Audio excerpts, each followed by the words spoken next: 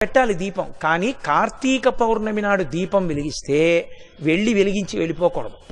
కొవ్వొత్తితో అస్సలు వెలిగించకూడదు దీపాన్ని. ఎందుకంటే అది చచ్చిపోయిన జంతువు యొక్క కొవ్వుతో తయారు చేయబడుతుంది. వెంటనే ఆ దీపం అపవిత్రం అవుతుంది. కాబట్టి కొవ్వొత్తులతో వెలిగించకూడదు, అగ్గిపుల్లతో వెలిగించకూడదు. కార్తీక పౌర్ణమి నాడు సుగంధమైనటువంటి దాంతో, అంటే అగరుపుల్ల వెలిగించుకుని అగరపుల్లతో దీపాన్ని వెలిగించుకోవాలి. వెలిగించి వదిలేయకూడదు. దాంట్లోకి వెంటనే అక్షతలు తీసుకుని చేత్తో పట్టుకుని దామోదరమావాహయామి అని కానీ త్రయంబకమావాహయామి అని కానీ రెండు మాటలలో ఏదో ఒకటి చెప్పాలి. అంటే దామోదరుణ్ణి కానీ త్రయంబకుణ్ణి కానీ దీపం మీదకి ఆహ్వానం చెయ్యాలి. ఎక్కడైనా చెత్త ఉండిపోయినా కూడా రేపు లౌకికాగ్నితో వెలిగించకూడదు.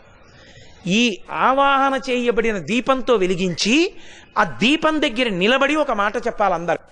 కీటాహ పతంగాహ మశక